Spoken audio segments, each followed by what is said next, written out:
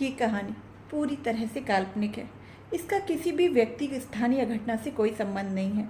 ये कहानी सिर्फ और सिर्फ मनोरंजन और समाज में जागरूकता फैलाने के लिए बनाई गई है।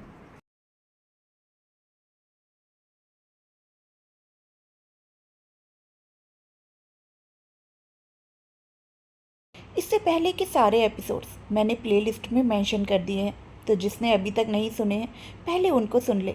तो चलिए शुरू करते हैं आज का ये नया एपिसोड। अगले दिन शादी वेन्यू पर होने वाली थी, इसीलिए सब अब इसकी तैयारी कर रहे थे। आदित्य स्टडी रूम से कमरे में आता है तो देखता है काव्या बेड पर छोटे बच्चों के कपड़े और बहुत सारा सामान लेकर बैठी थी। वो कपड़ों और सामानों को बड़े प्यार से छू रही थी। उसकी आंखें एकदम खाली थीं और उसके चेहरे पर कोई एक्सप्रेशंस नहीं थे। ये सब देखकर आदित्य काव्या को गौर से देखता है, जो अब अपने पेट पर हाथ फेर रही थी। हाथ फेरते वक्त काव्या बहुत ज़्यादा दर्द में लग रही थी, शायद हमेशा कोख सूनी होने का दर्द हो। आदित्य कदम बढ़ाते हुए एकदम से काव्या के सामने खड़ा हो जाता है। काव्या जैसे ही उसे देखती है झट से अपने पेट से हाथ हटाती है और सारे सामान को समेटते हुए रुक रुक कर बोलती है, वो मैं आपके बचपन का सामान देख रही थी। काव्या आदित्य से नजरें चुरा रही थी। वो सारे सामान को समेटकर साइड में रख देती है और वॉशरूम की तरफ जाने को होती है कि आदित्य की एक आवाज़ से उसके कदम रुक जाते हैं। वाइफी। काव्या रुककर वैसी की खड़ी रहती है। आदित्य काव्या के आगे आकर खड़ा हो जाता है। काव्या अब सिर झुकाए खड़ी रहती है। आदित्य काव्या की चिन को पकड़कर चेहरे को ऊपर करता है। काव्या की नज़र सीधे आदित्य की नज़रों से मिल जाती है। आदित्य बहुत गौर से काव्या की आंखों में देखता है। कुछ देर तक वो वैसे ही आंखों में देखता रहता है, फिर आंखों में देखते हुए कहता है, आंखें बहुत कुछ बयां कर रही हैं वाइफी। ये सुनते ही काव्या अचानक से रोने लगती है। आदित्य अब भी बिना एक्सप्रेशंस के उसे देखने लगता है। काव्या रोते हुए आदित्य के सीने से लग जाती है और वैसे ही रोते हुए कहती है, मुझे हमारा बच्चा चाहिए। ये सुनते ही आदित्य का फेस धीरे धीरे डार्क होने लगता है। बस काव्या ने आदित्य को पकड़ा हुआ था। आदित्य ने अपने हाथ नीचे कर रखे थे। काव्या सिर उठाकर आदित्य को देखती है। आदित्य का चेहरा काफी ज्यादा डार्क था। काव्या एकदम से उससे दूर होकर घुटनों के बल बैठ सिर झुकाए रोने लगती है। काव्या के आंसू बहते हुए फर्श पर गिरने लगते हैं। ये देखकर आदित्य मुट्ठी कस लेता है और अपनी आंखें बंद कर लेता है। थोड़ी देर बाद आदित्य गहरी सांस लेता है और काव्या के सामने घुटनों के बल बैठ जाता है। काव्या के चेहरे को दोनों हाथों से थामकर उसके आंसुओं को पोंछते हुए कहता है, ओके, हम बेबी करेंगे। ये सुनते ही काव्या झट से आदित्य के गले लगकर फिर से रोने लगती है। आदित्य काव्या के बालों को सहलाते हुए, मैंने कहा ना हम बेबी करेंगे, अब चुप हो जाओ। काव्या की अब आवाज़ आनी बंद हो जाती है। आदित्य काव्या को धीरे से अलग करता है और आंसुओं को पोंछते हुए कहता है, बोलो तुम्हें कितने बेबीज चाहिए? 8, 10 या 15? काव्या सिसकते हुए कहती है, इतने सारे बेबी हम संभाल नहीं पाएंगे, मुझे बस 2 बेबी चाहिए। ये सुनकर आदित्य के होठों पर स्माइल आ जाती है। उसे स्माइल करता देख काव्या फिर एक बार आदित्य के सीने से लग जाती है। आदित्य अब प्यार से काव्या के बालों को सहलाने लगता है। कुछ देर तक दोनों के बीच एकदम शांति रहती है। दोनों अब भी घुटनों के बल बैठे थे। आदित्य काव्या को उठाकर बेड पर बिठाता है और उसके चेहरे को देखते हुए कहता है, देखो कैसे तुमने रोकर अपनी आंखें लाल कर ली। अब देखना शादी में फोटो खिंचवाते समय तुम्हारी फोटो बहुत खराब आएगी। काव्या अपनी आंखों को छूते हुए आदित्य को देखकर, बहुत ज़्यादा लाल हो गई क्या? अब मैं चुड़ैल लगूंगी। आदित्य हाँ में सिर हिला देता है। काव्या जल्दी से उठकर ड्रेसिंग टेबल के सामने खड़ी होकर खुद को देखने लगती है। काव्या की आंखें रोने की वजह से सूज चुकी थी। काव्या एक नज़र आदित्य को देखती है और भागकर वॉशरूम चली जाती है। काव्या के जाते ही आदित्य सामने रखा अपने बचपन के सामान को देखता है। सामान को देखते ही उसके फेस एक्सप्रेशंस एकदम से चेंज हो जाते हैं। इधर रुखसार अपने कमरे में बेड पर बैठी शौर्य को ब्रेस्ट फीड करा रही थी। वहीं श्रेष्ठा भी उसके साथ बैठी एकटक शौर्य और रुखसार को देख रही थी। उसे ऐसे देखता पाकर रुखसार कहती है, क्या हुआ भाभी? मैं आपको तब से नोटिस कर रही हूँ, आप हमें ऐसे क्यों देख रही हैं? श्रेष्ठा नजरें हटाकर स्माइल करते हुए, नहीं कुछ नहीं, वो बस ऐसे ही। फिर थोड़ा रुक कर, वैसे रुखसा, शौर्य के होने से तुम्हें कैसा एहसास होता है? आई मीन काफ़ी अच्छा फील होता होगा ना? एक बच्चा ही तो एक औरत को पूरा करता है। रुखसार मुस्कुराते हुए, हाँ भाभी, माँ बनने से एक अलग ही तरह का सुकून मिलता है। शौर्य के होने से मुझे ऐसा लगता है जैसे खुशियाँ खुद चलकर मेरे कदमों में आई हैं। एक अलग ही फीलिंग है जो सिर्फ एक माँ महसूस कर सकती है। श्रेष्ठा गौर से रुखसार की सारी बातों को सुन रही थी। उसे काफी ज्यादा अफसोस हो रहा था कि उसे ये सुकून कभी नसीब नहीं होगा। एक बार श्रेष्ठा ने कोशिश की थी, बिना प्रोटेक्शन के वो ध्रुव के साथ फिजिकल हुई थी, लेकिन ध्रुव ने उसे जबरदस्ती मेडिसिन खिला दिया ताकि वो प्रेग्नेंट ना हो। जब दोनों फिजिकल हुए थे तब ध्रुव बहुत ज्यादा नशे में था, इस वजह से वो होश में नहीं था। लेकिन अब तो ध्रुव ने उसे सख्त वार्न भी कर दिया। राठौर विला में प्रियंश अपने हाथ में काव्या के नाम को खुरेद रहा था। 2 दिन होने की वजह से उसके जख्म सूख चुके थे, जिससे काव्या का नाम अच्छे से नहीं दिख रहा था। उसके कुरेदने से फिर से खून निकल रहा था। प्रीत अचानक से कमरे में आकर प्रियंश को देखती है तो भागते हुए उसके पास जाकर उसके ब्लेड को छीन लेती है और चिल्लाते हुए कहती है, ये तुम क्या कर रहे हो प्रिंस? प्रियंश, दी काव्या का नाम मेरे हाथों से मिट रहा है। ये सब बोलते हुए प्रियंश बिल्कुल पागल की तरह बिहेव कर रहा था। प्रीत तो जैसे सदमे में ही आ जाती है। काव्या के प्यार में प्रियंश खुद को बिल्कुल संभाल नहीं पा रहा था। उसकी जुनूनियत बढ़ती जा रही थी। उसका पागलपन उसके दिमाग पर हावी हो रहा था। प्रीत के हाथ कांपने लगते हैं। वो ब्लेड को बालकनी से फेंक देती है और प्रियंश के सामने खड़ी होकर उसे गले लगाकर रोते हुए कहती है, ये सब क्या हो रहा है प्रिंस? प्लीज खुद को संभालो, तुम ऐसे कैसे बन गए? प्रिंस भी एकदम से रोते हुए कहता है, दी मुझे बहुत दर्द हो रहा है, मेरे दिल में बहुत दर्द हो रहा है। मुझे काव्या चाहिए, मुझे काव्या चाहिए दी। मैं उसके बिना नहीं रह पाऊंगा, मैं मर जाऊंगा उसके बिना। प्रीत के आंसू अब झरझर बहते हुए गालों से होते हुए प्रियंश की शर्ट पर गिरने लगते हैं। प्रीत अपने हाथ को धीरे धीरे प्रियंश की गर्दन पर ले जाकर उस पर प्रेस करती है, जिससे प्रियंश बेहोश हो जाता है। प्रीत प्रियंश को ले जाकर बेड पर लिटाती है, फिर उसके हाथ पर बैंडेज करती है। इतना करते हुए वो दरवाजे की तरफ देखती है। अब बताइए हम लोग क्या करें प्रिंस का? दरवाज़ा खोलकर प्रलय सिंह और शंकर अंदर आते हैं। उनकी आंखों में डर साफ दिख रहा था। शंकर प्रियंश को देखने लगते हैं, वहीं प्रलय सिंह प्रियंश के पास बैठकर उसके हाथों को पकड़कर कहते हैं, कहीं अतीत अपने आप को ना दोहरा दे। प्रिंस का पागलपन तो बिल्कुल भाई जैसा होता जा रहा है, कहीं इसकी वजह से फिर से हमारे परिवार ना बिखर जाए। शंकर कुछ सोचते हुए, हम प्रिंस को साइकोलॉजिस्ट के पास ले जाते हैं। ये सुनकर प्रीत गुस्से से कहती है, पापा प्रिंस को कुछ नहीं हुआ है, मेरा प्रिंस बिल्कुल ठीक है। बोलते हुए प्रीत प्रियंश के हाथ को अपने हाथों से पकड़ लेती है। कुछ देर तक तीनों के बीच बिल्कुल खामोशी होती है। फिर प्रीत प्रियंश को देखते हुए कहती है, मुझे पता चल गया प्रिंस का क्या करना है। प्रीत की बात सुन प्रलय और शंकर प्रीत को सवालिया नजरों से देखने लगते हैं। शाम के 7 बजे शाम हो चुकी थी। सभी लोग वेन्यू पर पहुंच चुके थे। सभी लड़कियां एक कमरे में दुल्हन के रूप में सज रही थी। प्रीत को किसी सोच में खोया देख काव्या कहती है, क्या हुआ प्रीत, तुम ऐसे? बोलते हुए रुक जाती है, फिर एकदम से मुस्कुराते हुए कहती है, ओहो, तो अभी से अर्जुन के ख्यालों में डूबी हुई हो। प्रीत ख्यालों से बाहर आकर काव्या को देख हल्का मुस्कुराते हुए कहती है, ऐसी कोई बात नहीं है काव्या। अनु सपना के सामने बैठी ब्यूटिशियन को एडवाइस दे रही थी। अनु, ये आप क्या कर रही हैं? मैंने कहा ना वैसे नहीं, मम्मा को ऐसे सजाओ। ब्यूटिशियन की तो अनु के सामने हालत खराब हो चुकी थी। अनु ने कम से कम 50 बार हेयर स्टाइल को चेंज करवाया था। ब्यूटिशियन बेचारी कुछ बोल भी नहीं पा रही थी। अनु फ्रस्ट्रेट होकर बोलती है, मैंने कहा ना वैसे नहीं करना, मैं ना आपकी कंप्लेंट पापा के पास करूंगी, फिर आपको समझ आएगा। ये सुनते ही ब्यूटिशियन के डर से पसीने छूटने लगते हैं। ब्यूटिशियन की हालत देखकर सपना अनु से कहती है, बच्चा आप एक काम कीजिए, पापा के पास चले जाइए, उनको भी तो आपको रेडी होते हुए देखना है ना। अनु अपना सिर पीट कर कहती है, अरे हाँ, मैं तो पापा को भूल ही गई थी, मैं अभी उनको देख कर आती हूँ। बोलते हुए अनु फुदकते हुए चली जाती है। उसके जाते ही ब्यूटिशियन राहत की सांस लेती है। वहीं उसे देख सबके होठों पर मुस्कुराहट आ जाती है। सौरा शौर्य को गोद में लिए सारी सजावटें देख रही थी। शौर्य सौरा की गोद में बिल्कुल शांत था। शौर्य के इसी शांत नेचर की वजह से रुखसार को ज्यादा परेशानी नहीं होती थी।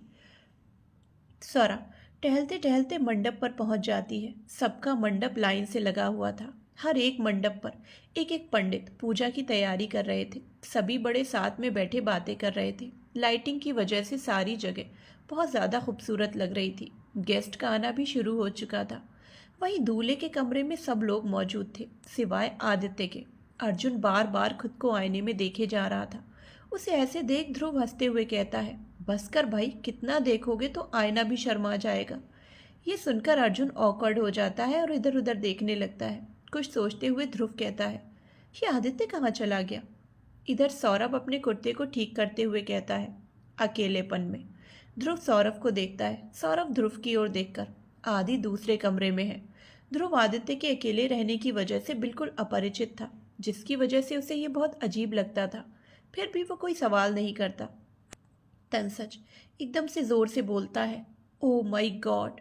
उसके ऐसे बोलने से सब उसकी ओर देखने लगते हैं। तनसच की नज़रें अपने सामने खड़े अनुराग पर थी। सब लोग जब अनुराग को देखते हैं तो उनकी आंखें फटी की फटी रह जाती हैं। तनसच अनुराग को ऊपर से नीचे देखते हुए कहता है, अरे यार, तू तो दूल्हे में नंबर 1 लग रहा है। अनुराग, ये मेरी कलाकारी नहीं है। बोलते हुए वो सामने से हट जाता है। उसके हटते ही सभी लोग सामने देखते हैं तो एक लड़का जो अनुराग को रेडी कर रहा था, उसकी हालत बहुत ज़्यादा ख़राब थी और उसके साथ ही अनु चेयर पर बैठी हुई थी। अनु को देख तनसच जल्दी से उसके पास जाकर कहता है, अनु, क्या ये सब तुमने करवाया? अनु प्राउडली हाँ में सिर हिला देती है। इस पर तनसच जल्दी से कहता है, अनु प्लीज़ मुझे भी अनुराग की तरह तैयार होने में हेल्प कर दो। अनु तनसच को ऊपर से नीचे तक देखती है, फिर मुंह फेरते हुए कहती है, बिल्कुल नहीं, आज मेरे पापा सबसे हैंडसम लगेंगे और कोई नहीं। ये सुनकर तनसच का मुंह बन जाता है। वही सब अनु की बात और तनसच का चेहरा देख हंसने लगते हैं। तैयारियां पूरी हो चुकी थीं। मंडप में सभी दूल्हे बैठ चुके थे। सब एक से बढ़कर एक लग रहे थे। अभी उन्हें इंतजार था तो सिर्फ अपनी दुल्हनों के आने का। पंडित जी मंत्र पढ़ते हुए पूजा में जुटे हुए थे। पंडित मंत्र पढ़ते पढ़ते कहते हैं, कन्या को बुलाइए। ये शब्द सभी पंडित एक ही अल्फाज में कहते हैं। उनके ये कहते ही 6 दूल्हों का दिल जोरों से धड़कने लगता है। मिले तो वो पहले भी थे, लेकिन उन्हें आज एक अलग ही रूप अपने पार्टनर का दिखने वाला था। तभी 6 जोड़ी घुंघरू की पायलों की आवाज़ एक साथ आने लगती है। सबकी नज़र उस आवाज़ की तरफ जाती है। आवाज़ की ओर सभी दुल्हन एक कतार में आ रही थी। दुल्हन के जोड़े में उनका रूप बहुत ज़्यादा निखर रहा था। अर्जुन की नज़रें बस प्रीत पर टिकी हुई थी। दुल्हन के जोड़े में उसको देख अर्जुन को अपने बचपन के पल याद आने लगते हैं, जिस पल प्रीत अपनी शादी पर अलग अलग तरह के लहंगे डिज़ाइन और सजावट के बारे में बात किया करती थी। आदित्य तो काव्या को देखकर जैसे उसी में खो गया। जब उनकी पहली शादी हुई थी उस वक्त भी काव्या ने एक डिज़ाइनर लहंगा पहना था, बिल्कुल दुल्हन जैसी सजी थी। लेकिन हालातों की वजह से आदित्य ने अपनी दुल्हन को नहीं देखा था। थोड़ी झलक ज़रूर देखी थी, लेकिन उसने गौर नहीं किया था। सभी दुल्हन मंडप पर जाकर अपने पार्टनर्स के पास बैठ जाती हैं। उनके बैठते ही पंडित जी मंत्र पढ़ना शुरू करते हैं। अर्जुन थोड़ा प्रीत की ओर झुककर कहता है, जान, आज तो तुम मेरी जान लेकर ही छोड़ोगी। प्रीत शर्माते हुए अपनी नज़रें झुका लेती है। अर्जुन मुस्कुराते हुए ठीक से बैठ जाता है। काव्या के आते ही आदित्य उसका हाथ पकड़ लेता है। ये महसूस होते ही काव्या मुस्कुराते हुए सामने की ओर देखने लगती है। कुछ वक्त पूजा करने के बाद पंडित जी की आवाज़ आती है, वरमाला के लिए खड़े हो जाइए। पंडित जी के अल्फाज को सुन सभी अपनी जगह पर खड़े हो जाते हैं। वरमाला हाथों में लिए एक दूसरे को पहनाते हैं। फिर एक बार वो अपनी जगह पर बैठ जाते हैं। सभी दुल्हन के होठों पर मुस्कुराहट थी। अपने जीवन साथी को पाने की खुशी थी। पंडित जी फिर अपने अल्फाज में कहते हैं, कन्यादान के लिए आगे आइए। ये सुनते ही काव्या और श्रेष्ठा अपने सामने देखती हैं। कन्यादान एक ऐसी रीत है जो अपने माँ बाप करते हैं। अपनी पलकों पर बिठाई बेटी को किसी और के हाथ में सौंपते हैं, लेकिन यहाँ तो दोनों के लिए कोई नहीं था। ये महसूस होते ही उनके चेहरे पर दुख उमड़ने लगता है और दोनों ही अपनी नज़रें झुका लेती हैं। आदित्य और ध्रुव अपनी दुल्हन की इस पीड़ा को देख लेते हैं। अचानक से काव्या की आंखों में आंसू आ जाते हैं। आदित्य काव्या के हाथ को टाइटली पकड़ता है। उसके ये करते ही काव्या अपनी नम भरी आंखों से आदित्य की ओर देखती है। आदित्य काव्या को देख ना में सिर हिला देता है, जैसे कह रहा हो कि आंसुओं को बहने मत दो। काव्या आदित्य की ओर देख ही रही थी, तभी उसके हाथों पर किसी के हाथों का स्पर्श होता है। काव्या अपने हाथ को देखती है, फिर सिर उठाकर साइड में देखती है तो ये पृथ्वीराज थे। पृथ्वीराज काव्या के आंसुओं को देख अपना हाथ बढ़ाकर पोंछते हुए कहती हैं, पापा के होते हुए बेटी की आंखों में आंसू अच्छे नहीं लगते। इन आंसुओं की इस वक्त यहाँ कोई जगह नहीं। उनके ये कहते ही काव्या उनके गले लग जाती है। वहीं श्रेष्ठा के कन्यादान के लिए विशाखा उसके पास बैठी थी। प्रीत का कन्यादान शंकर और नीलिमा करते हैं। सपना का कन्यादान प्रकाश और शिखा, रूहानी का अमरजीत और मायावती, और रुखसार का अरुणी देवी करती हैं। यहाँ कन्यादान हो रहा था। वहाँ अनु ने फोटोग्राफर की बैंड बजाई हुई थी। एक फोटोग्राफर फोटो खींचते हुए अनु को दिखाते हुए कहता है, मैम क्या ये ठीक है? अनु फोटो को देख घूरकर फोटोग्राफर को देखकर कहती है, एकदम बकवास है, इससे अच्छा तो मैं ड्राइंग बना लेती हूँ, मुझे सबसे परफेक्ट वाली फ़ोटो चाहिए। फोटोग्राफर अपने सिर के बालों को नोचने लगता है। ये फोटोग्राफर काफ़ी ज़्यादा फेमस था, लेकिन आज जैसे उसे लग रहा था कि उसे फोटोग्राफी आती ही नहीं। लगातार उसने एक फ़ोटो को 10 से 20 बार खींचा था। वहीं प्रियंश चेयर पर बैठा बस काव्या को देख रहा था, उसकी हर एक हरकत को नोटिस कर रहा था। प्रियंश के कानों में बस प्रीत की आवाज़ सुनाई दे रही थी, प्रिंस तुझे मेरी कसम है, तूने अगर मुझे कभी भी अपनी दीदी माना है तो तू खुद के जज्बातों को रोकेगा। तुझे किसी भी तरह से खुद को संभालना होगा। प्लीज़ प्रिंस खुद को संभाल, बस मेरे लिए।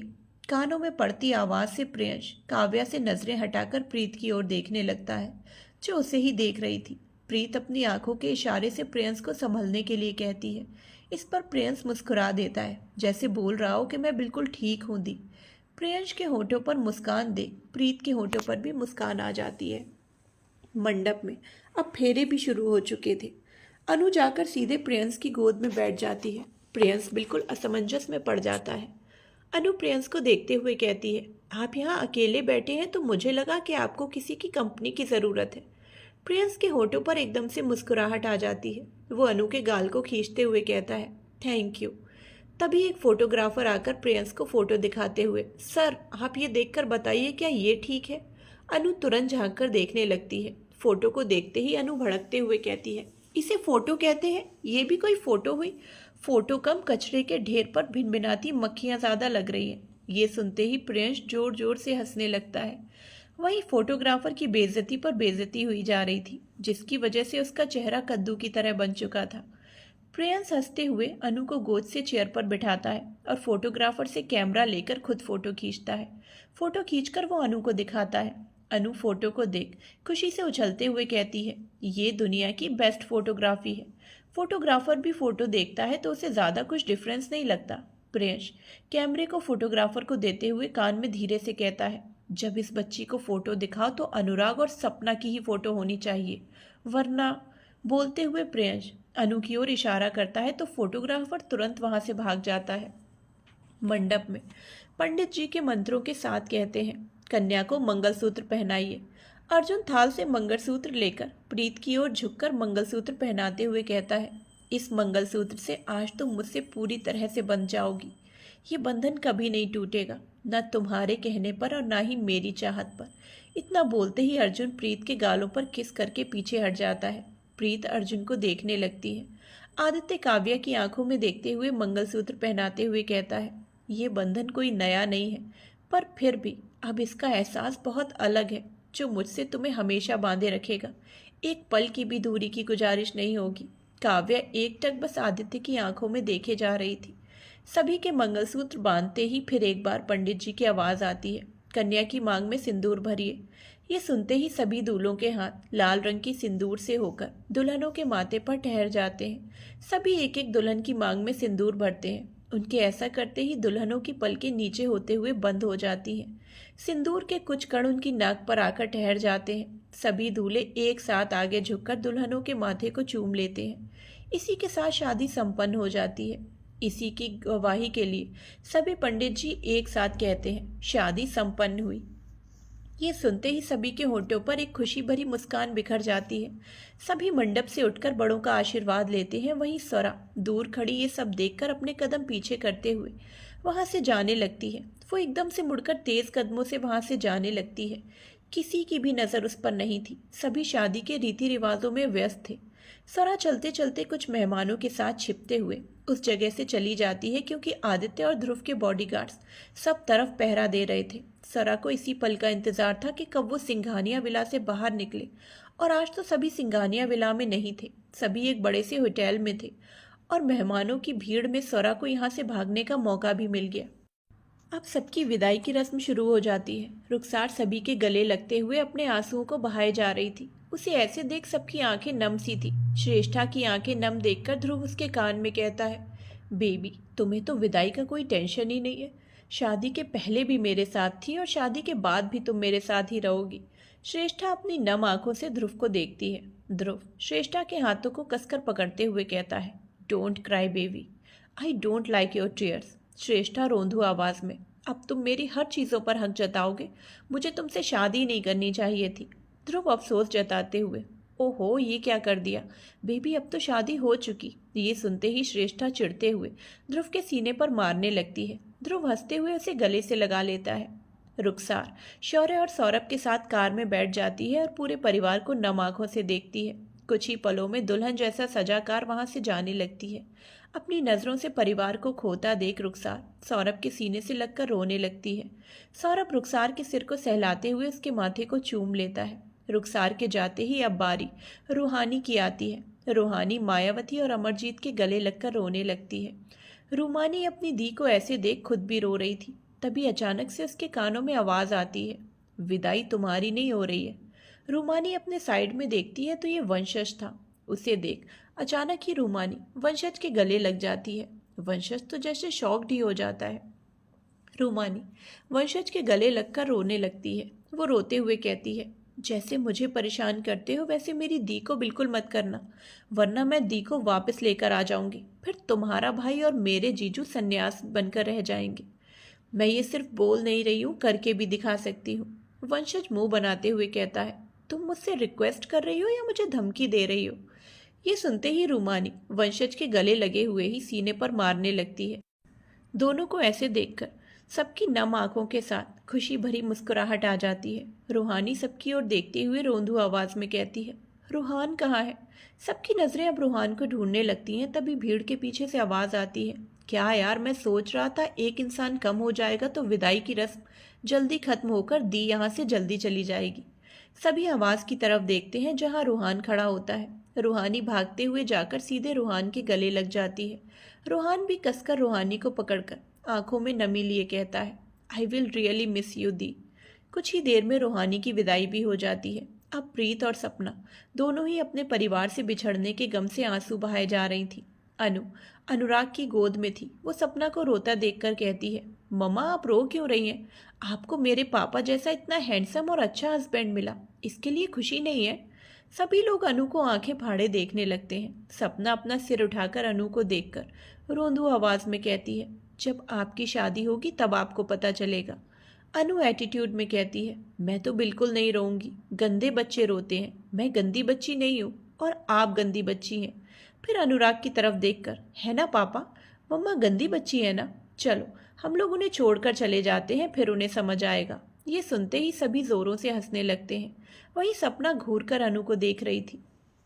अनुराग हंसते हुए अनु के गाल पर किस करता है। रोने के इस मंजर में अनु की वजह से सब हंसते हुए विदाई की रस्म को पूरा करते हैं। अर्जुन प्रीत को लेकर, आदित्य काव्या को लेकर, ध्रुव श्रेष्ठा को लेकर और अनुराग सपना और अनु को लेकर कार में बैठ जाते हैं। इसी के साथ उनकी विदाई की रस्म संपन्न हो जाती है। सब अपनी अपनी कार में घर के लिए निकल जाते हैं। सबके जाते ही वेन्यू वाली जगह में एकदम सन्नाटा सा छा जाता है। सन्नाटों के बीच प्रियंश धीरे धीरे अपने कदम बढ़ाते हुए मंडप की ओर जाने लगता है। वो उसी मंडप की ओर जाता है जहां आदित्य और काव्या बैठे थे। प्रियंश जहां आदित्य बैठा था उस जगह पर बैठ जाता है। बैठते ही वो अपने हाथ को आगे बढ़ाता है। उसके हाथ बढ़ाते ही और एक हाथ आगे आकर प्रियंश के हाथों को थाम लेता है। प्रियंश मुस्कुराते हुए उसे और देखने लगता है। काव्या मुस्कुराते हुए प्रियंश के हाथों को थामे उसे देख रही थी। प्रियंश, आप आ गई, मुझे पता था आप जरूर आएंगी। काव्या बस मुस्कुराते हुए प्रियंश को देख रही थी। प्रियंश काव्या के हाथ को चूम लेता है और फिर एक बार उसकी ओर देखने लगता है। काव्या अब भी मुस्कुराते हुए से देख रही थी। प्रियंश काव्या के गाल पर हाथ रखकर कहता है, मैं आपके बिना जी नहीं सकता, आज मुझे आपको अपना बनाना है। काव्या एकटक प्रियंश को देखने लगती है। प्रियंश मंडप में रखे सिंदूर को एक नज़र देखता है, फिर काव्या की ओर देखकर कहता है, हमें आपकी इजाज़त चाहिए हर पल आपको अपना बनाने के लिए। काव्या बस पलकें झपका देती है। प्रियंश सिंदूर को अपनी चुटकी में लेता है और काव्या की मांग में भर देता है। उसके ऐसा करते ही काव्या अपनी आंखें बंद कर लेती है। प्रियंश मुस्कुराते हुए आगे बढ़कर सीधा काव्या के गले लग जाता है। प्रियंश की हरकतों को एक बॉडीगार्ड खड़ा दूर से ही नोटिस कर रहा था। ये बॉडीगार्ड शंकर जी ने प्रियंश के पीछे लगाया हुआ था। बॉडीगार्ड को ये समझ नहीं आ रहा था कि प्रियंश मंडप पे किसके साथ बैठा है। क्योंकि मंडप में कोई नहीं था सिवाय प्रियंश के। प्रियंश की हर एक हरकत को बॉडीगार्ड रिकॉर्ड कर रहा था। प्रियंश खुद ही काव्या को इमेजिन करते हुए उससे बात भी कर रहा था और उसे अपना प्यार भी जता रहा था। इधर सुनसान रास्ते पर स्वरा चली जा रही थी, तभी उसे अंधेरों से एक आवाज़ आती है, सोना, तुम आ गई सोना। स्वरा के कदम एकाएक रुक जाते हैं। वो सामने की ओर देखने लगती है। सामने एकदम अंधेरा था। उसी अंधेरों को चीरते हुए एक लड़का बाहर आता है। उसके होठों पर बड़ी सी मुस्कान थी। उसे देख स्वरा अपने कदम पीछे करने लगती है। वो लड़का आगे आते हुए, ना ना जान, तुम ऐसे मुझसे भाग नहीं सकती। इतने दिन बाद तो तुम मुझे मिली हो और फिर से मुझे तड़पाने पर तुली हुई हो। तुम्हें पता है ना, अगर मेरी दीवानगी ने असर दिखाना शुरू कर दिया तो दर्द सिर्फ तुम्हें होगा। स्वरा अपने कदम रोक एक टक बस उसे देखने लगती है। वो लड़का अपने हाथ को फैलाए, आओ जान, मैं हमेशा तुम्हें अपनी बाहों में छिपा कर रखना चाहता हूँ। स्वरा को अचानक से कुछ एहसास होता है। वो जल्दी से भागकर सीधे जाकर उस लड़के के गले लग जाती है। उसके ऐसा करते ही वो लड़का स्वरा को टाइटली पकड़ लेता है और उसके कानों में जुनूनियत से कहता है, मोहब्बत तुम मेरी, जुनूनियत तुम मेरी, दिल धड़कने की वजह सिर्फ तुम हो। अब ना कभी हमारे बीच कोई आएगा और ना ही मैं आने दूंगा। स्वरा चुपचाप उसके गले लगे रहती है। वो लड़का स्वरा को अपनी बाहों में उठाकर कार की ओर लेकर चला जाता है और कार में बिठाकर खुद भी बैठ जाता है। कार में बैठते ही वो फिर से स्वरा को अपनी बाहों में भर लेता है और उसके माथे को चूम लेता है। उसके साथ ही कार काफ़ी स्पीड में वहाँ से चली जाती है। इधर सिंघानिया विला में सभी द्वार पर पहुंच चुके थे। गृह प्रवेश की तैयारी में विशाखा द्वार पर कलश रखती हैं, फिर उसके आगे आलते की थाल। प्रीत एक नज़र अर्जुन को देखती है, फिर मुस्कुराते हुए कलश को गिराकर आलते की थार में पैर रखकर अपने कदम की छाप देते हुए अर्जुन के साथ अंदर जाती है। उसके अंदर जाते ही विशाखा फिर से एक कलश रखती है और आलते की थाल बदलकर दूसरी वाली थाल रखती है। काव्या आदित्य के हाथों को थाम कलश को गिराकर आलते की थाल में पैर रख अपने कदमों की छाप देते हुए अंदर जाती है। सबकी गृह प्रवेश होते ही उन्हें कमरे में ले जाया जाता है। कुछ समय बाद प्रीत अर्जुन के कमरे में बेड पर बैठी हुई थी। कमरे का दरवाज़ा खुलता है और अर्जुन अंदर आकर दरवाजे को लॉक कर देता है। अर्जुन के आते ही प्रीत की धड़कन एकदम से तेज हो जाती है। अर्जुन चलते हुए प्रीत के सामने बेड पर बैठ जाता है। प्रीत अपनी नज़रें झुकाए हुए थी। अर्जुन बहुत गौर से प्रीत को देखता है, फिर अपने हाथ बढ़ाकर उसके हाथ को पकड़ लेता है। अर्जुन के ऐसे करते ही प्रीत सिहर सी उठती है। अर्जुन प्रीत के हाथ को चूमकर कहता है, कितने पलों का इंतज़ार आज मुकम्मल हुआ है। तुम मेरी और मैं तुम्हारा बन गया हूँ। प्रीत धीरे से अपनी पलकें उठाकर अर्जुन को देखती है। अर्जुन प्रीत की नाक पर लगी नथनी को निकालते हुए कहता है, रीतियों से तो तुम मेरी बन चुकी हो, अब बस तुम्हारी रूह को अपना बनाना है। प्रीत एक टक अर्जुन को देखने लगती है। अर्जुन प्रीत की सारी ज्वेलरी को निकाल कर उठता है और अपनी शेरवानी को निकाल देता है। प्रीत नर्वस होकर लहंगे में मुट्ठी बना लेती है। अर्जुन प्रीत के माथे को चूमता है और उसे धीरे से लिटाकर उसके लहंगे के दुपट्टे को निकालकर फेंक देता है। प्रीत कसकर अपनी आंखें बंद कर लेती है। अर्जुन प्रीत को देख उसके गाल पर हाथ रखकर, जान, मर्जी मेरी ही नहीं तुम्हारी भी होनी चाहिए। तो मैं पहले ही पूछ रहा हूँ, क्या तुम हमारे मिलन के लिए तैयार हो? प्रीत धीरे से अपनी आंखें खोलती है और अर्जुन को देख मुस्कुराते हुए कहती है, ना कहने की गुंजाइश ही नहीं है। ये सुनते ही अर्जुन के होठों पर मुस्कान आ जाती है। इधर काव्या अपने कमरे में बैठी हुई सजावटों को बड़े ध्यान से देख रही थी। दरवाज़ा खुलते ही आदित्य अंदर आता है और काव्या के पास जाकर बैठ जाता है। आदित्य को देखते ही काव्या के होठों पर बड़ी सी स्माइल आ जाती है। वो सीधे जाकर आदित्य के गले लग जाती है। काव्या खुशी से कहती है, आपको पता है, मैं हमेशा से इन रीति रिवाजों के साथ शादी करना चाहती थी, जो मैंने मिस कर दिया था, लेकिन आज वो पूरी हो गई, वो भी सिर्फ आपकी वजह से। आदित्य काव्या के कंधे को पकड़कर पीछे करके उसके चेहरे को अपने हाथों में भरकर उसके माथे को चूम लेता है और काव्या की आंखों में देखते हुए कहता है, तुम खुश हो ना वाइफी? काव्या खुश होकर जवाब देती है, बहुत, मैं बहुत ज़्यादा खुश हूँ। आदित्य काव्या की खुशी को देख मुस्कुराते हुए कहता है, ओके, अच्छा जाओ और चेंज कर लो, तुम थक गई होगी। आदित्य के ये कहते ही काव्या तुरंत कहती है, क्या हम सुहागरात नहीं मनाने वाले? आदित्य ना में सिर हिलाते हुए, नहीं, आज तुम रेस्ट करो, फिर कभी हम मना लेंगे। इस पर काव्या मुंह बनाते हुए कहती है, पर मुझे आज ही सुहागरात मनानी है। ये सुनते ही आदित्य काव्या को देखता रह जाता है। अचानक से आदित्य काव्या को बेड पर धक्का देता है और खुद उसके ऊपर आ जाता है। आदित्य मुस्कुराते हुए। वाइफी, लगता है तुम्हें मेरा प्यार करना कुछ ज़्यादा ही पसंद आने लगा है। काव्या ये सुनते ही शर्म से नज़रें झुका लेती है। आदित्य सीधा काव्या के होठों पर अपने होठ रख देता है। इधर ध्रुव जैसे ही कमरे में अंदर जाता है तो उसे बेड पर कोई नहीं दिखता। श्रेष्ठा की सारी ज्वेलरी टेबल पर रखी हुई थी। ध्रुव नजरें घुमाते हुए पूरे कमरे को देखने लगता है। अचानक ही उसकी नज़र बैल्कनी की तरफ चली जाती है, जहां श्रेष्ठा चांद की रोशनी में खड़ी हुई थी। ध्रुव सीधे जाकर श्रेष्ठा को पीछे से पकड़ लेता है। श्रेष्ठा ध्रुव की छुअन से अपनी आंखें खोल लेती है। ध्रुव अपनी चिन को श्रेष्ठा के कंधे पर टिकाए अपने हाथ को पेट पर कसते हुए कहता है, आई एम सॉरी बेबी। श्रेष्ठा ध्रुव की ओर पलटकर सवालिया नजरों से उसे देखने लगती है। ध्रुव श्रेष्ठा के गाल पर हाथ रखकर कहता है, सॉरी इसलिए क्योंकि मैंने तुमसे माँ बनने का हक छीनना चाहा, जो हर औरत के लिए बहुत सुकून भरा पल होता है। मैंने उन पलों को तुमसे जीने से पहले ही छीनना चाहा।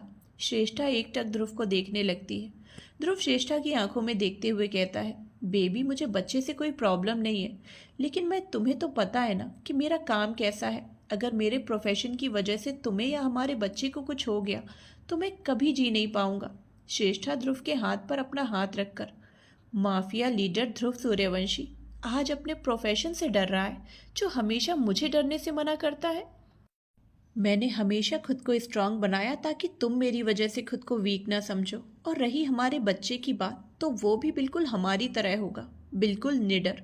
श्रेष्ठा की बात सुन ध्रुव के होठों पर मुस्कुराहट आ जाती है।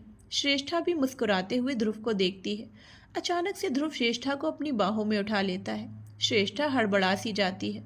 ध्रुव मुस्कुराते हुए कहता है, बेबी बच्चे चाहिए तो मेहनत तो करनी पड़ेगी, और आज कोई रोक टोक नहीं। आज मैं अपनी मर्जी से जितना चाहे उतना तुम्हें प्यार करना चाहता हूँ। श्रेष्ठा ध्रुव को घूर कर देखते हुए कहती है, अगर ऐसा किया तो कल रात भी हमारी सुहागरात खत्म नहीं होगी। ध्रुव श्रेष्ठा को बेड पर लिटाकर अपने कपड़े उतारते हुए कहता है, उससे क्या फ़र्क पड़ता है, चाहे कल रात हो या परसों रात, आज मैं तुम्हें जी भरकर प्यार करूँगा। ध्रुव को देख श्रेष्ठा झट से अपनी आंखें बंद कर लेती है। ध्रुव मुस्कुराते हुए, ऐसा कुछ नहीं है जो तुमने मेरा नहीं देखा।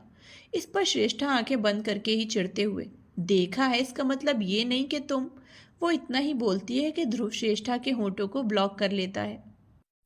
इधर सपना और अनु बेड पर बैठे हुए थे, तभी अनुराग अंदर आता है। अनुराग के अंदर आते ही अनु उठकर कहती है, ठीक है मैं चलती हूँ। अनुराग तुरंत पूछता है, कहाँ चली? अनु दोनों को देखकर, पापा मैं बच्ची हूँ, इसका मतलब ये नहीं कि मैं बेवकूफ़ हूँ। नानी ने मुझे पहले से सब कुछ बता दिया है कि जब आप अंदर आएँ तो मैं बाहर चली जाऊँ, तभी तो मेरे क्यूट से ब्रदर और सिस्टर आएंगे। और अब तक मैं बस यहाँ पर इसलिए थी ताकि मम्मा सो ना जाए। अनुराग और सपना एक दूसरे को देखते हैं तो अनु जल्दी से भागकर वहाँ से चली जाती है। सपना थोड़ा परेशान होकर, लेकिन अनु सोएगी कहाँ? अनुराग दरवाजे को बंद करके, मैंने पहले ही उसका कमरा तैयार कर दिया है। इतना बोलते हुए अनुराग सपना के पास बेड पर बैठ जाता है। सपना अब नजरें झुका लेती है। अनुराग बस सपना को देखने लगता है।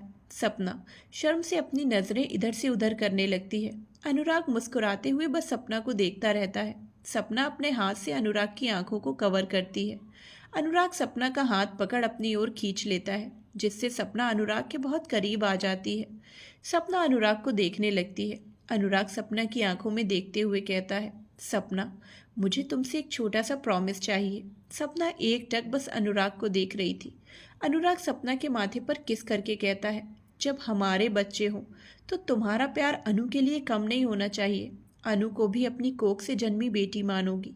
ये सुनकर तो सपना की आंखें नम हो जाती हैं। सपना एकदम से अनुराग से गले लगकर कहती है, हर पल मैं बस इसी परेशानी में रहती थी कि मुझसे जो शादी करेगा, क्या वो कभी अनु को अपना पाएगा, उसे पिता जैसा प्यार दे पाएगा। अनु और मैं बहुत खुशकिस्मत हैं जो आपके जैसा पापा और पति दोनों को मिले हैं। अनुराग मुस्कुराते हुए सपना के बालों में हाथ फिराते हुए, हमें मिलाने वाली अनु है। अगर अनु ना होती तो शायद हम कभी मिल नहीं पाते। सपना और अनुराग अब शांति से गले लगे रहते हैं। तभी अचानक सपना की सांसें तेज होने लगती हैं। अनुराग सपना के ब्लाउज की डोरी खोलकर हुक को खोलने लगता है। सपना कसकर अनुराग को पकड़ लेती है। सिंघानियां बिला के चारों कमरों में लड़कियों की सिसकियां गूंजे जा रही थी और लड़के मधोशी में उन्हें प्यार करते हुए अपनी सांसों को संभाल रहे थे। उनकी सांसें भी बहुत तेजी से चल रही थी। जिस्म और रूह के मिलन की रात में नींदों को जैसे सबने ठुकरा दिया था, बस अपनी सुहाग रात के लम्हे जी रहे थे। To be continued.